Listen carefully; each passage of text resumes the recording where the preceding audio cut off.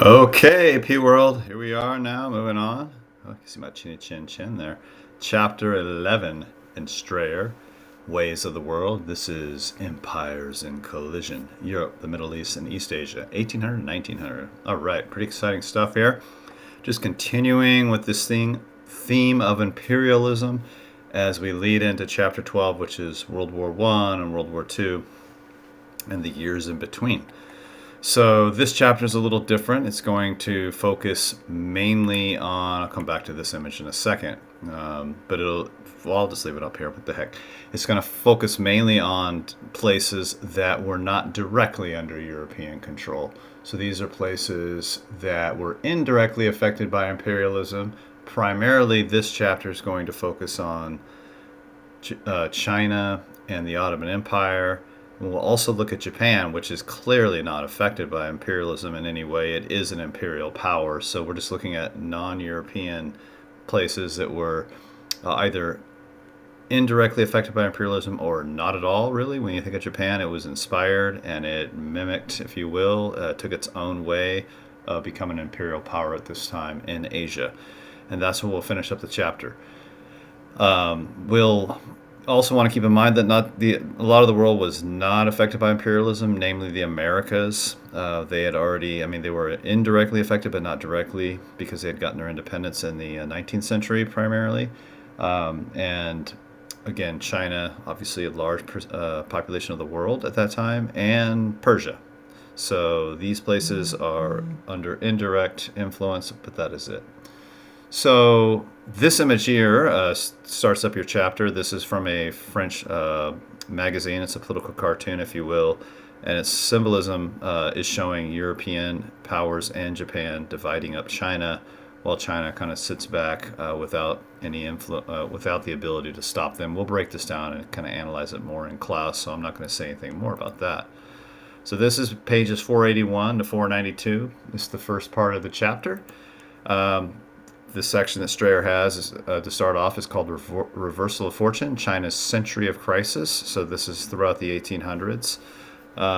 So the big thing here is that China is doing pretty well isolated from Europe up to this point. It feels like as an empire, it doesn't need to do a lot of trade in terms of buying things from Europeans. It's happy to sell, bring in that silver, which we've learned about in the past. But it was doing pretty well. And when you do pretty well and you're economically successful, you become very confident and you tend to, we'll see this with Great Britain in the Industrial Revolution, the same thing happens to them. You tend to get confident and you rest on your laurels, as we say, and you don't innovate. And so this is what's going on with China. They're not innovating. They have a very rapidly growing population at this time. From perhaps 100 million in 1685 to 430 million in 1853. But they're not having an industrial revolution. They're not changing in any way. They're not even having an agricultural revolution. So it's really hard for them to kind of have fewer people farm like they do in Europe.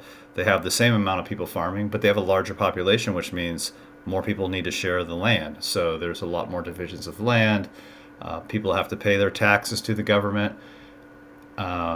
So that's going to lead to greater poverty because more people competing for the same amount of land, more people competing for the food that is coming off that land. So there's a lot of poverty, a lot of starvation, a lot of unemployment, things like that. China also has its kind of Confucian-based bureaucracy, where remember the bureaucracy is the people who work for the government who run the system on behalf of the emperor, and this is under the Qing Dynasty, like the Manchu Dynasty, the last dynasty in Chinese history, which will end in 1911. And they are not, like I said, innovating. They're not changing. They have a very outdated system of how they run their government, and they're very ineffective. What that leads to is, local people getting more power because the central government isn't able to exact or carry out any control. And it relies on local leaders to carry out its taxation and things like that. Strayer uses words like provincial. I mean, think about provinces, like states, like smaller segments of China running the government, local leaders, and gentry, which is another word we often use for kind of like small but powerful landholders. So these people who have a lot of money out in the countryside outside of the big cities are the ones who started to rule their own little areas and collecting taxes for the central government. Therein taking influence away from the central government and people's respect for the central government because they see that it's weak. And this is going to lead to a couple big events. We'll talk about the Taiping Uprising or Rebellion, as we call it right now, but we'll have to remember that this actually happens after the Opium War and is connected to the Opium War. Sometimes historians will talk about it in chronological order like that. Strayer chooses not to, but we will kind of do it the same way for the sake of reading the book. So the Taiping Rebellion, or Taiping, which my knowledge can be translated as Great Peace, which is very ironic because it's anything but that, lasts for about 14 years. It started among the Hakka ethnic group. They're a kind of a Han ethnic group in China. And some of us have friends and family who are Hakka. So they have their own unique dialect that they speak that's different than Mandarin, but related. And they are in southern China primarily, and there is a person, Hong Xiaoquang, who starts this rebellion. We'll talk about this. He has a vision that he is Jesus's youngest brother, and he's going to bring heaven on earth. And he's influenced by Christian missionaries, right? So there are Christian missionaries in China at this time because the British were able to exact that right to bring missionaries in after the Opium Wars. So he's influenced by Christianity, and he leads a rebellion against the Chinese government because he wants to establish this new kingdom, and he will be the leader, of course. And it's millenarian, and now this is annoying because Strayer uses this word as if a 10th grade high school student would know what it means. But this is just a phrase we use, which comes from, if you look at it, comes from the word millennial, right? In Latin, or thousand. And it's a Christian word that kind of means that there's going to be a new transformation of a society into like this new glorious place. So when someone says something is millenarian, what they mean is that it's a movement that's really trying to transform society. It goes back to European Christian movements, but it can mean anything now, be it Christian or not. Although the Taiping Uprising did have some Christian influences, which is kind of interesting. So basically, Hong Xiuquan is leading this. Again, he's the youngest brother of Jesus. He's going to establish a heavenly kingdom of great peace. He does call for some radical equality. I mean, they're upset, right? They're upset with the starvation, the poverty, the banditry in the countryside, the instability.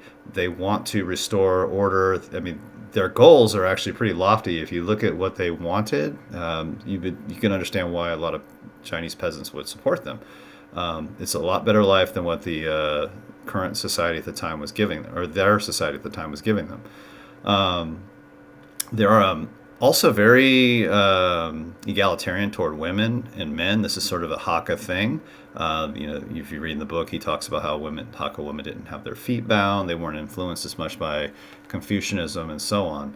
But there was a large reaction against them from local leaders who helped with the Chinese government, and that process eventually led, as well as European intervention, we'll show you an image that shows that, led to a lot of fighting that lasts for 14 years. A lot of canals and irrigation systems were destroyed, and so up to 20 to 30 million people died. It was a massive, destructive war, much larger than a lot of wars that we've studied so far.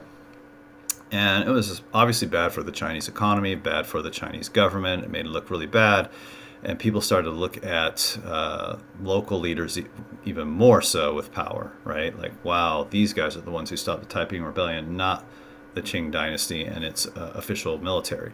So this is where it is, and let's see if I have this image here to show you. This is right in your book. So this is an example of some Taiping soldiers having captured a British soldier, and that's a reminder that the Chinese government actually enlisted the help of Europeans to kind of help put down the Taiping Uprising. Sometimes the Europeans got caught, as here. Okay, so that's sort of the gist of the Taiping Rebellion. It was not successful. It just made things worse for China, and it got people to be even more conservative and not wanting to change because they said, hey, these people want to change, brought all this destruction. So China kind of stagnated more and it was not innovating even more so. Okay. So that leads us to the Opium Wars, which happened before the Taiping Rebellion, which is kind of annoying, right? So the Opium Wars are very simple. They're a drug war. Opium is a it comes from opiate. It's grown in Afghanistan and India, and Chinese people have been using opium for years, thousands of years. It's not like the British brought them this new drug and said, "Hey, check this out." But they did kind of push it on them in a way because the people in China had no interest in buying anything from Britain. Britain wanted to sell to have a favorable balance of trade. They wanted people in China to buy something from them so they can take that silver out of China. And they found that opium is good because it's addictive, right? And they are growing it in their greatest colony, India. So they start shipping it into China. I'm making this very simple. The Chinese government says stop. The British say no. A war ensues. We call it the Opium War. It's a big drug war. And the British are fighting for their right to peddle opium in China, more or less. But it is important to remember the British didn't bring opium to China for the first time, but they really pushed it hard. And the treaty that ended this, the Treaty of Nanjing, and of course the British won this war because they industrialized. China did not. They had a superior military. It was very embarrassing to the Chinese government, and this is again going to lead to the Taiping Rebellion later because people see this as a weak government. In the Treaty of Nanjing, Britain gets all kinds of rights to trade, to have ports of access, and then there's another war over a decade later in which they even get greater rights. And when the British get rights to trade, other countries want rights to trade, such as France and Russia and Japan. And so they start kind of pushing the Chinese government to allow them access, and the Chinese government gets them access, and then Japan has a war with China. We call that the Sino-Japanese War, Sino for China in Latin. And in that war, Japan wins, gets Taiwan, and it just kind of gets worse and worse for China. This is an opium den here in your book. That picture's there. And this is the Chinese government trying to destroy opium for a while when they stopped the trade and the British attacked them. So this is kind of coming down to the end. After the Opium War is over, the British and other European powers, I'm going to jump forward here so you can see this map. This is in your book. This just kind of shows you the access that different people had. The Japanese had access to Manchuria, the British along the Yangtze River here. So, obviously the Japanese had already annexed Korea and Taiwan here. So this is just the French are down here in the south, close to obviously the French Indochina, which obviously because it seems to make sense geographically, they'd want to be there. So this is all getting worse for China. They try to do something called self-strengthening. This is what we'd call conservative modernization because they're trying to modernize but very carefully and conservatively, not wanting to make great changes. So it's basically they want to use traditional principles like about Confucianism. They want to reform the exam system so they have people who are maybe taking different tests on how to run the government and are more modernized sort of questions that they need to answer, to be able to do more talents they need to have that kind of go with a more industrialized modern society. So they try to change the exam system to get better people in the bureaucracy running the government. They borrow a teeny bit from the West, meaning how to run an industrial society, things like that. They bring in some repair of irrigation systems, things like that to improve agriculture. And they have, small amounts of industry. But basically, their military is nowhere near as strong as any military in Europe or Japan, for that matter, especially Japan. And that leads to a lot of problems. In 1898, there was an uprising called the Boxer Uprising. This is Chinese nationals who they called themselves the Society of Righteous and Harmonious Fists, and they would do some physical exercises. The Europeans said they looked like they were boxing, so that's how they got the name. And they rose up and they attacked in Beijing, in the capital. They attacked the embassies of different European countries, killing a lot of Europeans. And then the Chinese government could not put down that. So the European government sent their militaries in, Japan sent its military in, and they put down the Boxer Rebellion, saying, okay, now that we had to put this down, you even have to give us more, and they forced the Chinese government to pay them damages they inflicted, which is kind of crazy, but that's what they were able to do, and that's just leading to greater weakening. And then there is a little thing that Strayer calls 100 Days of Reform, where they try one last attempt to kind of change China very quickly and reform it, but there's too much conservative opposition in the Chinese government to do any great change. People are always suspicious of the Europeans. They don't want to be like the Europeans, so they just don't industrialize enough. And finally, in 1911, the Qing Dynasty collapses, and it is no more. The emperor has no more support, and China goes into this phase where there's a movement to develop a republic in China, similar to like in Europe or the United States, led by we call one person sometimes called Sun Yat-sen or Sun Yat-sen, and that will continue throughout the 20s and 30s in the form of a civil war. We call the warlord period. And then there will be the emergence of a very powerful figure by the name of Mao Zedong, who will lead the Communist Party before, during, and after World War II, and he will lead the Communists to victory in 1949 and establish the People's Republic of China, basically China ruled by the Communist Party like it is today. So that's kind of Chinese history after that in a nutshell, which we'll come back to later. Okay, so that takes us through China. Again, the big theme here is it does not reform, it does not industrialize. It gets influenced by Europeans. The Opium War kind of makes things really difficult for the Chinese. People get frustrated. They show their frustration through the Taiping Rebellion, which further weakens China because so many people die and it causes so much chaos. And it also shows disrespect and lack of control in the central government. And then more foreign influence by the Japanese and other Europeans, followed by the Boxer Rebellion, which is an anti-foreign movement, which then more foreigners come in and put down the Boxer Rebellion and get more damages from China, weakening China more to the point where the empire collapses in 1911. And that is the end of part one, and we'll get to the Ottoman Empire in our next video. Okay, hope things are going well. I'll see you later. Bye-bye.